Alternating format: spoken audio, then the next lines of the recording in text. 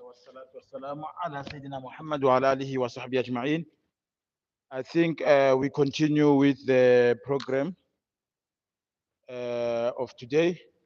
Just the last touch-up question with regards to the mental health issues and awareness, and also get educated with regards to it. I don't know this. Okay, let me just get one or two questions from the floor, and then also have one or two online, just to conclude the whole program of the day today. I had one question online. The question is, what is depression? How can someone diagnose himself to know what he's depressed? And what is the solution to depression? That one is the online one. So I don't know if there's anyone else got any other questions for online, to be answered by the speakers, inshallah.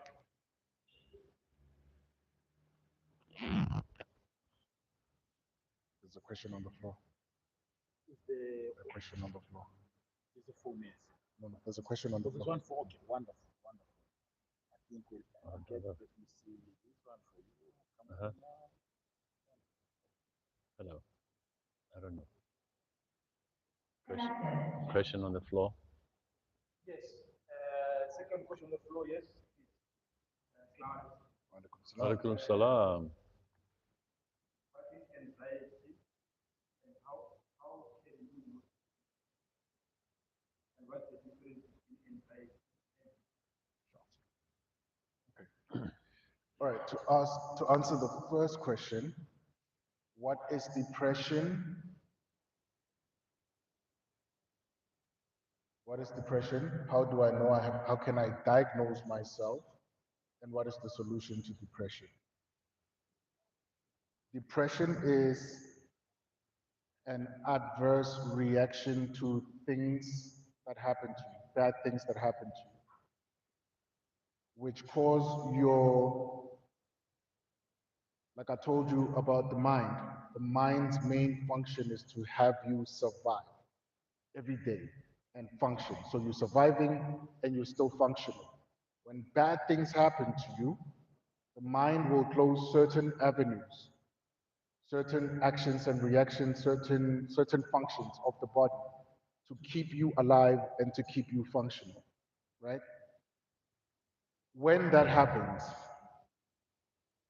you go into huge bouts of sadness, long bouts, long stretches of sadness, long stretches of isolation, long stretches of feeling down. You just feel down and you don't have any way to bring yourself up. You lose you lose interest in people, you lose interest in work, you lose interest in socializing. So you cut off the social aspect of experiencing yourself as a human being, as a person. Um, you will, so for some reason, I think we all have depression. You will lie when you're asked the question, Dinta, are you okay? No, no, no, Bishop, sorry. Mhm. You will keep everyone out so they don't ask you deeper questions about yourself. Part of the reason you do that is because moments when you have opened up, people didn't know what to do with it. People didn't know how to hold the thing that was happening. And the solutions they made available to you only made the depression or the anxiety worse, or they made the situation even more cumbersome than it's supposed to be. So you withdraw from being social and you alienate from functioning with the family, right? These are just symptoms that tell you or could indicate that you might have depression, right? So things happen to you in life when you don't have the tools to process what happens to you physically, mentally, emotionally, sexually, most times with us, financially. Things happen to us, or we happen to things and money, and we lose it. And in so doing, we don't know how to help ourselves. We don't know how to practice whatever solution is given to us at the time, or we practice solutions that are actually not for the problem. And then we get into deeper problems until you get depressed. You go into a depression, or you stay in the depression itself. How do you diagnose yourself? You can't. Go to a doctor. I just gave you symptoms, but those symptoms could be for another condition, or another condition, or another condition. Two of them could be for another condition. Go to a doctor. Heavy bouts of stress, heavy stretches of stress can also lead to depression. The best way to find out whether you are depressed or not is going to a doctor or coming to us. We have assessments that you can make, that you can take. And the assessments are going to lead you to a likely conclusion that you're traumatized. Oh no, you mistook depression for anxiety. Also, I was taught that depression is a fear of the bad things that happen to you happening again, or the past repeating itself. But living in that fear creates conditions, physical, mental, and emotional conditions that were reactions from the bad thing that happened to you. So you're in a constant and consistent loop of this thing happening to your body or this thing existing in your body. I was told anxiety, to answer your question. Oh, how do you, before I get to you, how do you diagnose yourself? You can't. How do you heal? Hypnotherapy. Hypnotherapy. I could tell you to take pills, but if you're not diagnosed and you take pills, you're only creating future conditions that you're going to need more pills for. The best way to counter it is to go to where it exists. It exists in the mind because that's a belief you hold about yourself. Certain feelings, emotions, and ways of thinking become belief systems, become what you think about yourself or what you say you are.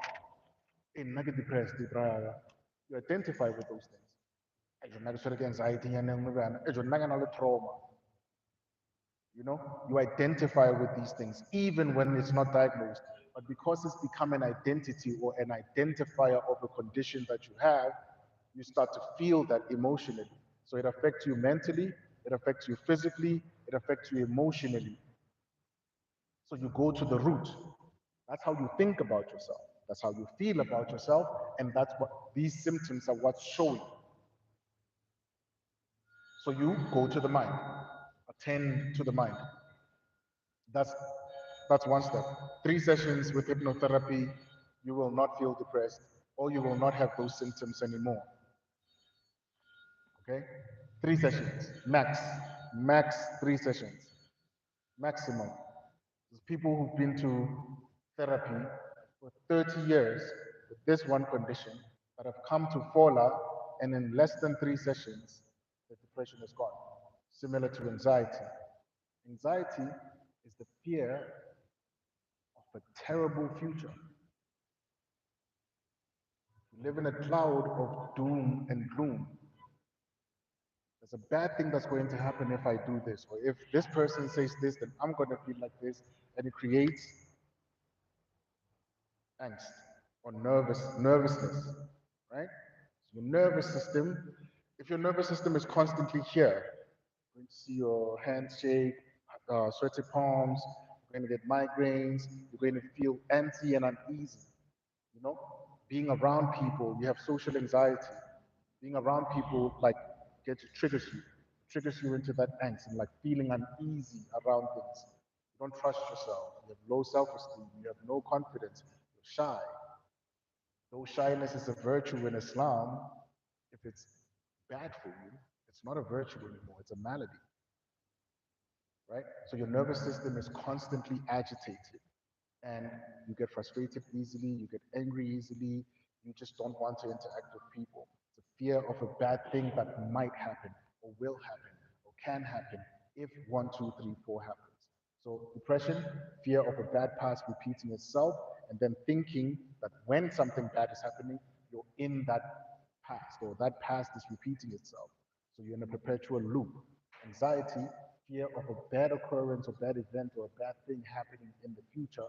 And so you stay here constantly in unease, right? That unease creates dis ease creates autoimmune diseases. Those are the questions, the answers that I have for the questions. Okay, 이렇게 달릴지 뭐 요거네. There's still another question there, ne? Like, yeah. I think we are going there. We are getting there. And I'm happy the questions already with this song, the interrelated. And it's because I know to have like just to so that it gets the add on. Zainu earlier on, you talked about it, he raised it. So Eric Leke go di subakanza. But a fear, ke false evidence appearing real. That's all. And fear is being used as a tool of control. Le batho ba tshwarang polo ko dibankeng, come on, money! A o tsela koloi ba o supa ka thoa wa tshoga. Wa tshosa. Now, the question that you raised, Eriki is some more local language, Dintang. If a person asks you just generally out of interest, Dintang, how are Adinsi? Already, it's a confession that things are not okay. So we have to go to the next level. Hadisansi ki insuka setsa.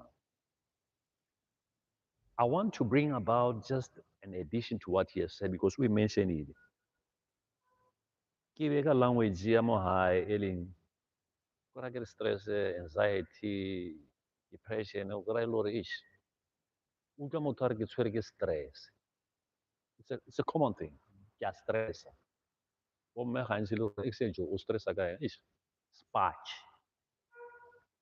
If you don't have money, the financial, your economic condition. If you are economically inactive, I'll span. You'll compromise. You do what he has just so eloquently explained. What withdraw from the community on Nagamoto. Oh, no one yet. And then you look for coping mechanism. Nani ko hola, niko wana bo bathawa holwa just nave. Marke stress. And majita batsoba kwai, bari insa stress. Ne? Kalangwe jaro, insa stress. Give you anxiety, your coping mechanism. Abamar ela tekneta short slan, angaro pya. Now the young generation at the moment, bashapa di vibe, batsuwa da. Montlemo. Ne? Today, as we go out here, hona le maso. Ba di vision on same. Bar ba itlhatsa dikeledi. It's also coping mechanism. So rona already ba setse ba lefuse the answer tsa hore a re lekeng. Self examination, you know hore jwa ke eng man. You know what's happening. You can't di le teng. Go etsagala eng? Ntate Kompa di ntshang ko lotas. Eish, ke tshwere ke stress, wa itse. Already, the man is saying it. So let us see how we can take it from there and either refer it somewhere else, but get help. Ke re ke ipusetsa morago, ke tlogele mo. I think that's a very good point to make. But I'm gonna throw it back to the brothers. Mhm. Or, okay, sharp. Roads are kai. You're still gonna say dinta adins or dinta kesuerke stress. Mhm. What's the follow-up? What's the follow-up question you can ask, or a clarifying question, or a clarifying statement to ask the person who ring adins to dig deeper? What do you then say? Anyone. I'll take it from anyone. Of course, I'm taking into account what the person you're talking to has to be willing to tell you. But what can you say? Inter. Flop again. Floppo. Floppo. So we know what it means as much. So as a personal responsibility to your brother, you can't just leave it on adint or stress. You can't. Uh-huh. Because then the brother commits suicide and Eish. you're the last person he spoke to. Sure. We've got cases of that happening on a regular basis. You can save a life by asking clarifying questions or escalating. The reason I said, the brother asked, when do I ask for help? Or when do I get it checked out? And I said, now. Is that immediately as you go and you get checked out and you get diagnosed, you become the person to go to 100 other brothers that are going to ask, "Hey, Joe, we should deal out of that, didn't we?" Ah, no, we will let Dr. Tepo, we will let so, and then Kaira, so. Now, Skawai, I know it sounds frightening. I know it sounds like in tweaking. I'll go with you. You understand? Now you've helped another guy do it, who's going to help another guy do it, who's going to help another guy do it. Or your language or the tone of your conversation or the richness of your conversation changes entirely. Now it's not just ending on adins. And then we're surprised when people pass away. You know? I think we should make it a personal responsibility to be more helpful or of more help than we've been for the last 5 years. You know, as Muslims particularly, we should be of more help. You know, but you need to first help yourself. The fastest way to help the next person, to help your wife, to help your mother, to help your child, is to help yourself. You can't help me with anything if you're struggling with the same thing I'm struggling with. That's true. If anything, me and you are a problem to each other. That's true. And we're going to cause more problems for each other. You know? Of the 5 friends that you have, you can't be stuck with the same issue. All of you. With the same thing. Then you need to be, I'm not even going to say pick better friends or choose better friends. No, be a better friend. Be a better brother by enriching yourself with taking action. Take action. You're a man. What's healing? You're men. You're the one who's leading everything. You're the one who's more braver, you're riskier, but when it comes to your health,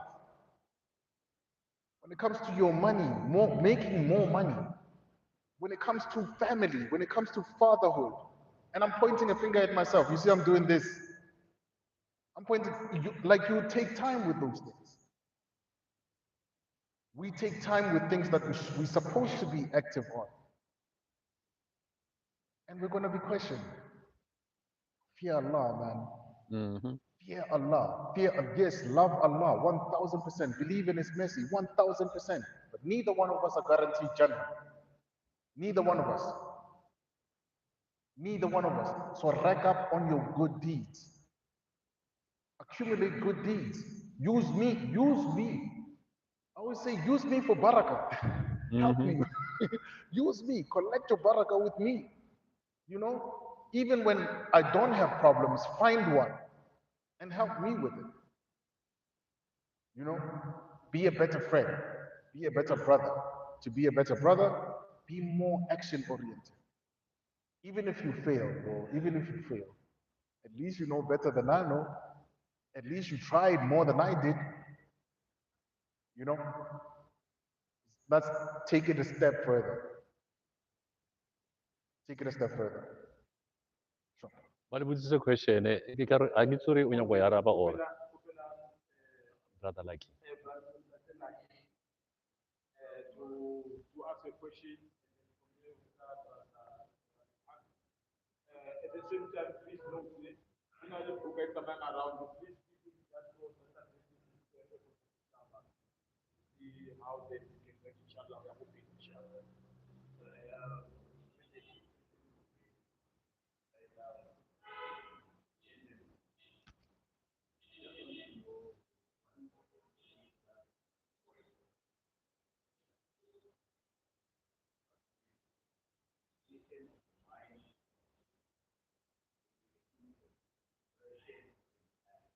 Yes.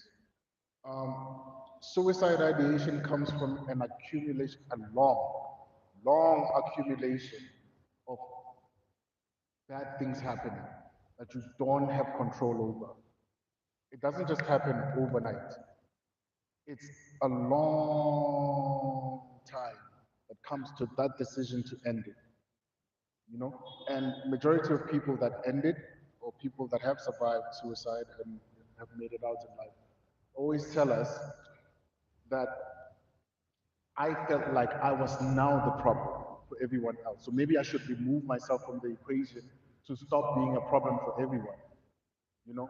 So it's a lot of all these bad things that you don't have solutions to that happen to you until the decision gets made, which is why, again, I say, don't wait to do therapy at the tail end of things being terrible in your life. Start now.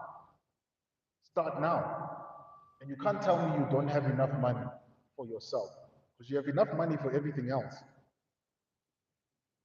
You have enough money for everything else. If you don't have enough money for therapy, you have your mind, you have your time, you have your hands. You can help the therapist bring in 10 more people. No, you can't say, hold on, no, I know a therapist that can help you. When you get there, tell him I referred you. We're not using ourselves to the fullest capacity. We give up on ourselves too easily, and we make excuses and justify the excuses so we're not active in sorting our lives out. So suicide, the ideation phase, I always say that when a person starts getting ideas that if they remove themselves, that's when they should come to therapy. That's when they should see a doctor. That's when they should take action. But as parents, as grandparents, as brothers, as husbands, you should always encourage your family members to go get checked out and go with them. Encourage them. We don't have the answer. In a family, we don't have answers to everything. We don't. So please get checked out. You don't know what's going on inside your body. You don't know what's going on inside your mind. You don't know what's going on inside your heart, your nervous system, your limbic system, and your gut system. You don't know. You can only surmise by saying, I can feel when the symptoms are already showing, when the physical symptoms are already showing. So please take it upon yourself to take your wife to go get tested. That's a date. If you're courting, part of the courting days should be going to the doctor and getting checked out, getting blood. Let me just add up to what you said. More Africa, like, only in suicide, yeah, teen suicide, bana ba skela. And recently, when we had the 50th anniversary, yeah, June the 16th, we posed the same question.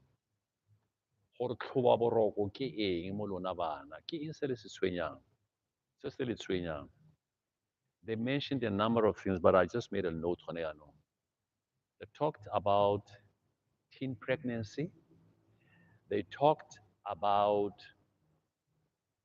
bullying and they talked about suicide. Now, you see, there's a space that you and I are not there, but it means if you recall, in this country, there was a couple of cases after matric, bana ba committed suicide, by ipolaya. And there was one that stood up north, where one kid was committed suicide because she was bullied. So that thing of peer pressure, bullying, it's also part of the suicide component, but disappointment. For age, it disappointed batswadi. I'm pregnant. So they commit this wanagi instant for it. How am I going to tell my father or my community or my mom? Or if they test and they discover that we're positive, but so I think we need, as he was pointing out, the next stage. Or even you see the kids, are you not well? I want to get all right. So I think we need to constantly check on them. Thank you. I think before you go to the brother,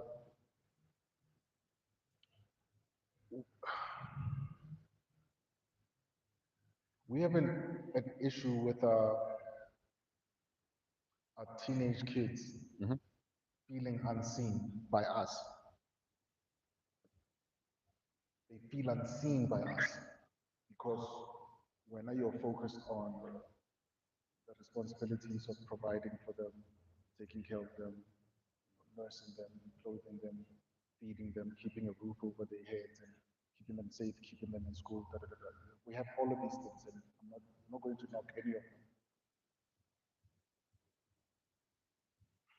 We're in a group Yavan called Hope Harbor. In one of the sessions, I asked the brothers, it was about parenting. I asked the brothers for the style in which you're raising your children. Is that parenting style the one you needed when you were young from your parents, or is it what they need currently? Good question. Right? And I need you to ask yourself that question in the way you react and you respond to them. Is every person, every human being, every child needs to feel seen, needs to feel valued, needs to feel heard, needs to feel appreciated, prioritized. If they're teenagers, they need to be respected. Mhm. They need to feel, whether ke moshemane or ke ngwanyana, they need to feel respected and they need to feel like they are important to you. And that doesn't live in words of affirmations. You know I love you, I care about you, or it doesn't live in words. It lives in actions, how you show up for your child. It lives in your actions. Those actions are what tell the child whether the emotional needs are being met. So this issue of our teenagers feeling unseen makes them they withdraw completely. They Yes. don't interact. They only show up when they have to do their chores. Ish. They do their chores because they are afraid you're going to yell, or they're going to be punished, or the iPad is going to be taken away. They do the chores, they show up when they have to do the chores, have to watch TV, have to clean, or have to account for something. That's the relationship we have with our children. But it needs to be healthier than that. However, I still go back to my original thing. They will not trust you or think they are safe with you. And I think we all see that with our children, your reluctance to connect emotionally with your children. You already see it. As fathers, you see it. You can have it with your nephews and nieces because they don't see you every day. But don't see you every day, but your children see you on a consistent basis. They will not trust you until you, there's something that I forgot, and that the tools, the things to do. I need to mention that. Your children will not feel safe with you. They will not feel seen by you. They will not feel even loved to some extent if you don't heal from your trauma, they will, I promise you they won't. So this inner work that I'm talking about, you have to do it because it affects more than you. It affects everything about you, everything. So to give them our focus as follow. And please, you can go on my YouTube to check the testimonials of people that have finished these 10 things. Incredible, incredible transformations. There's your inner world, the unseen world, the world that our wives are like, oh, they don't talk, they're not vulnerable, they don't open up. This thing that you're hiding, it's your Yes. internal world. And then there's your external world, what we see, what we all experience, and what we see of you, with you, by you, all the time. Your inner world controls your external world, controls how you show up, it controls how you show up, it controls why you show up, and what you do. Your actions, your reactions are all dependent on your internal world. So your internal world is the relationships you have with the house that you were raised in, people who raised you, how they raised you. Did you feel seen? Were your emotional needs met by these people? Did you feel heard? Did you feel loved? Did you feel valued? Did you feel prioritized? Did you feel like you were important to them? Or did you feel overlooked? And all the negative things that we carry as Maji and women. Your wife, she also has to deal with this, by the way. She also has to do this work. Your children, the teenagers, they have to do this work. Your relationship with the house that you were raised in and the people that raised you. Your relationship with authority. Remaji. We all have an issue with authority. We don't like authority. We don't even like our president. We hate that guy. Astaghfirullah. Hate is a strong word. Astaghfirullah. Hate is a strong word. But we have a big issue with authority and trusting that authority has Oh, yes. the best in store for us, or like they want the best for us. We have an issue with that. That's why we have an issue with Boshe. We have an issue with trusting Government. because the authority that raised you in this house that you were raised in said, do this and be an upright human being, and they did that. Or they allowed for this thing to happen, the wrong things to happen, but they punished you for not being upright. That damaged your issue with authority. That damaged where you're supposed to place authority. A lot of us became Muslim from beautiful churches, amazing churches, amazing churches.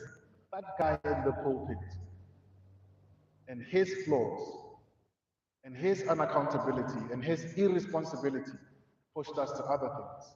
Our fathers, our uncles, the men we feel failed us, this authority. Or our mothers and the reason they chose our fathers. Right? Your relationship with authority has to change entirely. Your relationship with relationships.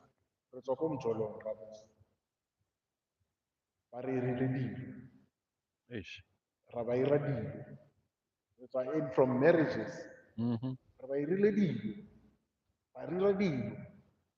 And we never forgave ourselves for choosing those people. And now you're married. Ish. And the things they left you with, or the things you left with, exist in this marriage. You chose a good one, good Muslim sister who wants the best for you, you know? Or she never forgave what happened to her prior to her being a Muslim.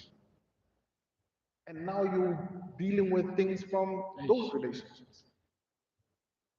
And she never forgave herself for the choices she made and the people she was with prior to you. And both of you are suffering those things in your marriage. Then there's your relationship with yourself. I constantly say a person who hasn't taken it upon themselves to heal the internal world is functioning from batobatoring. Abantu bazothini? There's people pleasing. Because when now you don't want to be seen as a weakling, you don't want to be seen as, you know, a broke guy, but madlesa. Sorry. I'm sorry. Trauma is a weird thing. Trauma is weird. It's a weird thing. But you become a people pleaser and you live for other people. Even in your marriage, you will show up for everything before yourself. When was the last time you bought yourself a t-shirt? We spoke about this. At home. When was the last time you bought yourself underwear or socks? How come you're not a priority to you, but everyone is a priority to you? And everyone's well-being is your responsibility. When was the last time you took yourself out on a date just for coffee, just for tea, just for quiet time, alone?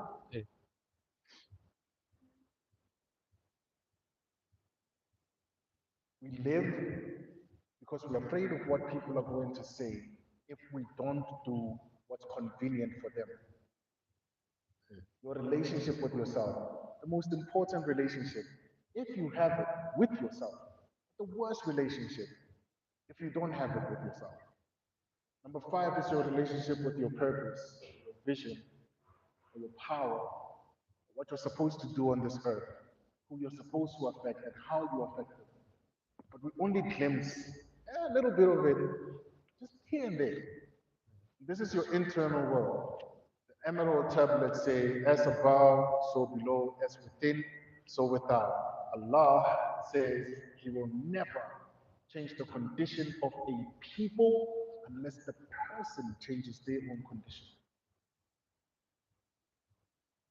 I don't know if it's in Matthew 22 or Romans 22, says, seek ye first the kingdom of God, master it, thereafter the dominion of the world. Everything in it is yours, but we chase the dominion and we forget the kingdom of God, the seat of your soul.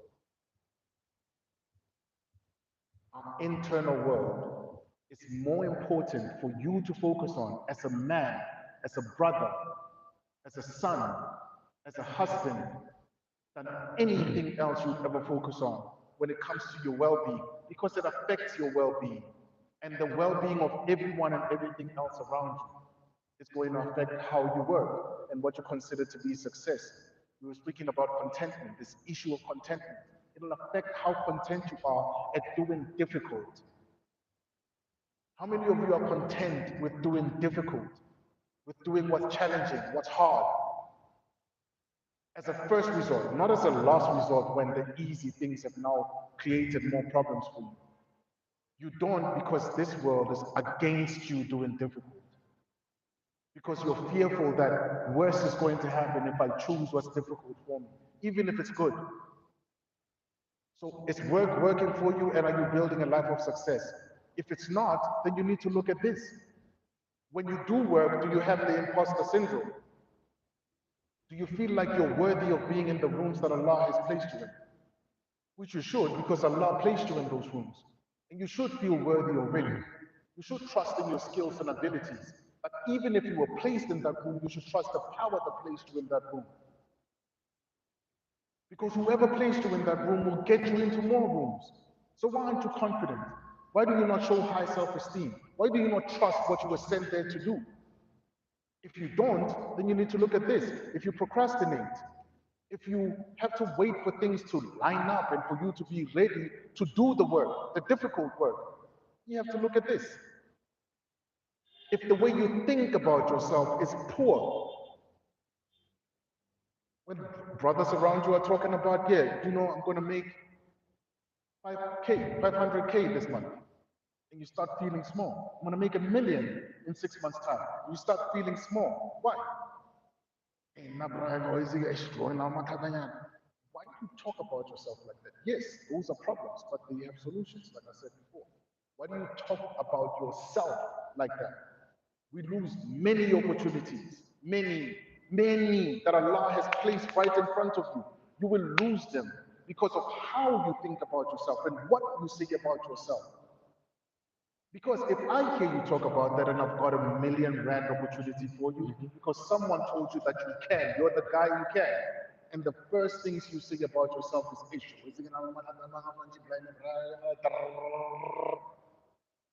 I'm going to trust your incapacity because you told me that you're incapable. You told me. So you're going to burn away at opportunities that you created or that others have created for you because they trust you. Poverty mindedness. Mhm. Poverty mindedness is the bane of our existence. You will lose a good spouse because of how poorly you think about yourself, not about the thing, not about the prospect of more, but how poorly you think about yourself. And a poor thinking on yourself and your ability and capability, or assumed capacity or incapacity, is how much you believe Allah can carry you through certain. That's a weakness of faith. Proclaimed. Barapaloni. This is sound. It'll burn everything. So you need to look at your internal world. Your internal world is the one that's making you talk like that. Your brother comes to you with something deep that's happened to him, and you're the first loudspeaker that broadcasts it to the next person. You need to look at your internal world. These relationships that you have with yourself and the things that happen to you and the people you come from. Very important for you to overcome those things, to heal those things, to forgive those things, to change those things or change how those things affect you. You have to change them. And you have the ability to change them. I don't want to hear you talk to me about you don't have money. You have time. That's enough money. You have time. He woke you up. He gave you another opportunity to be more than you were yesterday. You have enough. You have enough. Poverty mindedness. If you don't think, you can change your life in less than a year, internally and externally, financially, physically, in 6 months' time, 36 times. Wow.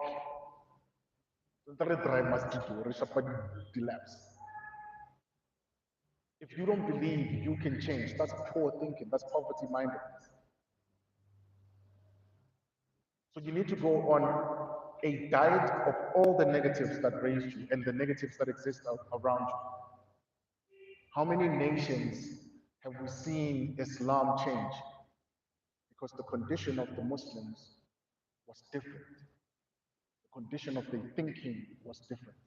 The condition of their feelings about themselves was different. How many nations have we seen change? This is not a thing that's far from us. It's here. Mhm. It's here, and it lives in your internal world. Absolutely.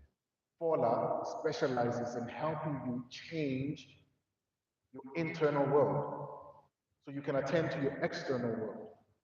The very things that your wives are complaining about will stop being complaints and start being praises. And how beautiful is it to have a wife that believes in you, because she saw you see something through. She saw you see it through. And I think you're worthy of that, brothers. I think you're worthy of that. But you have to decide you're worthy of it. You have to decide. You have to decide that you're deserving of that. And then start showing up in that vein every single day. And you're going to fail, and you're going to drop the ball, and you're going to make mistakes, and you're going to go back to what you used to. But if you don't quit on yourself, there's more to be. These 10 sessions in less than a year will change your whole entire lives. That's my promise to you, and I don't break my promises.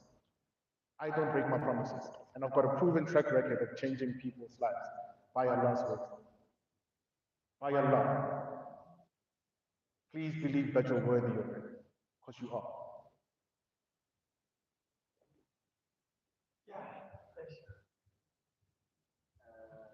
Abdullah Haq. Abdullah Haq. Yeah, six pack. Can you one of these six pack in 6 months' time? Abdullah Haq. Inshallah.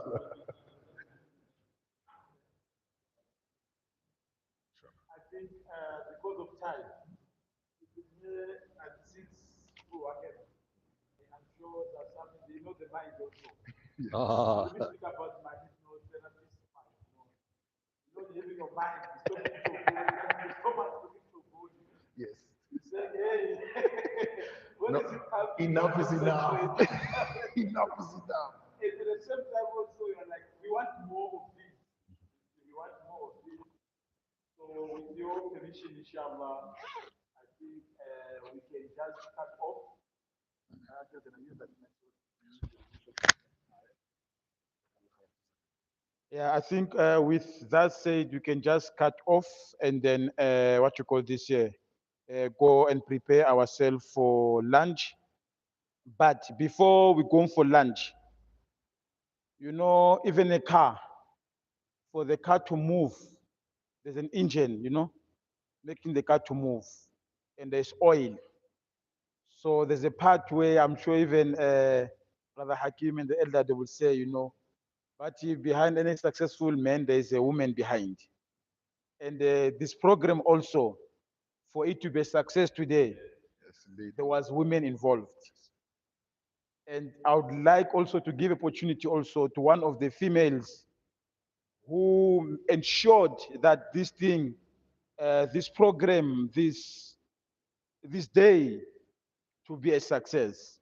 So I would like to call Sister Akila Ibrahim Bontle to give us even just a vote of thanks from her also, you know, and to give us one or two nyana. And then after her, I would like for those who don't mind, inshallah, we can come together here. We have a group photo with the guest of the day, inshallah. Some will be on this side, some will be on the other side. And after a group photo, we're gonna then go for lunch, inshallah. Lunch will take place on this side of the hall, inshallah.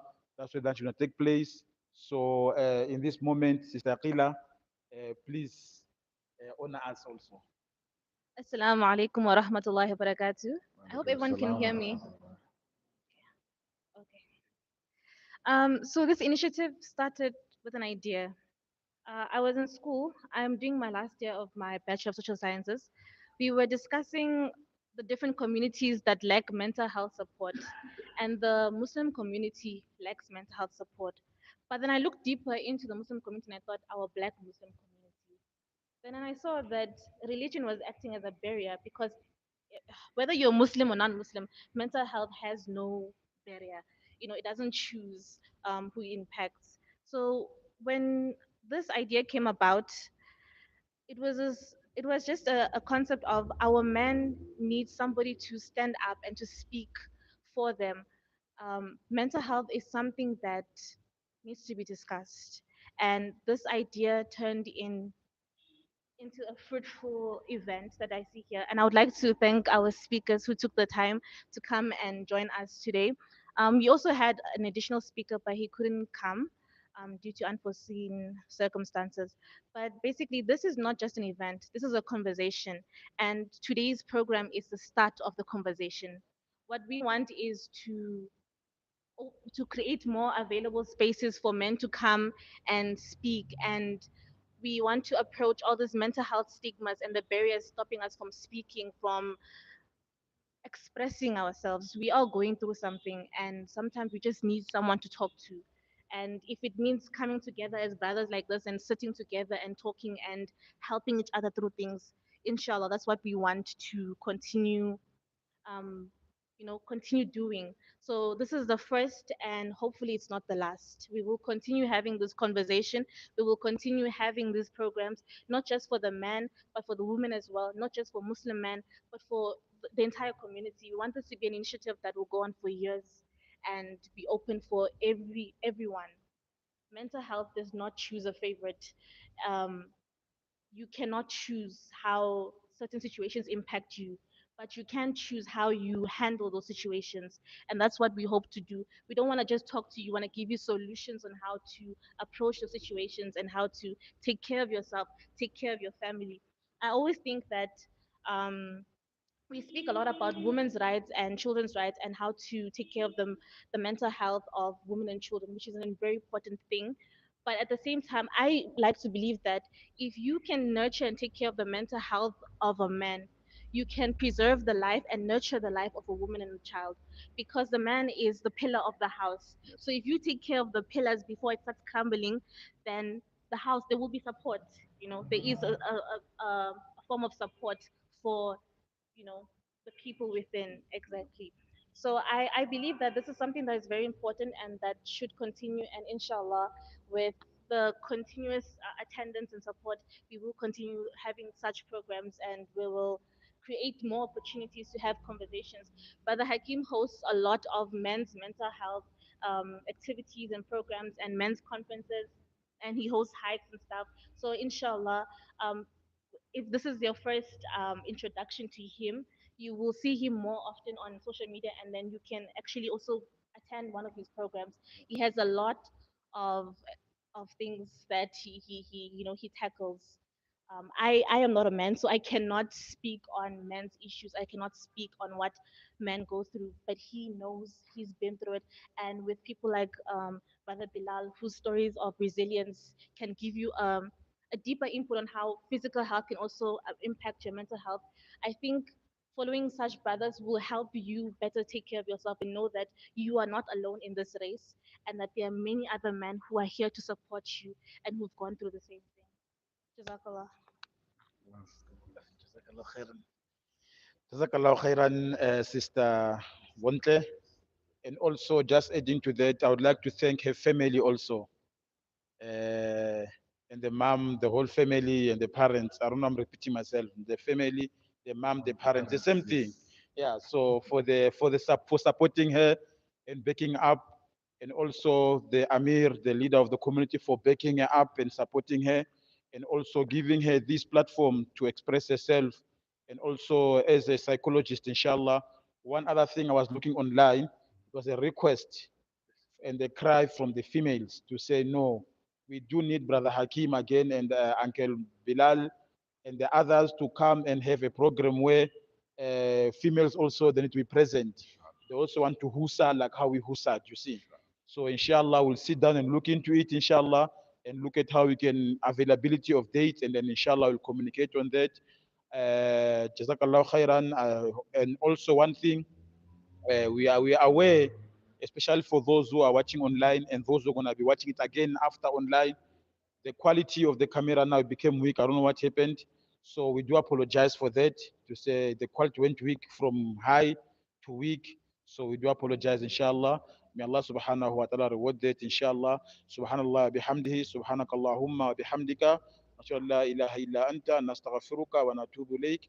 Allah subhanahu wa ta'ala, we ask you, we thank you, and we ask you to make it easy for every man and every woman, and to make it easy for our brothers who are in difficulties, or brothers who are in depression, brothers who have cancer. Ya Allah, you give them cure, and you give them the ability to be strong again. And also, Ya Allah, give us the ability to stand and support one another as a community and as Muslims, and also not only as Muslims, even those who are not Muslims also in the larger community. Unite us, make us love one another, and let us support one another.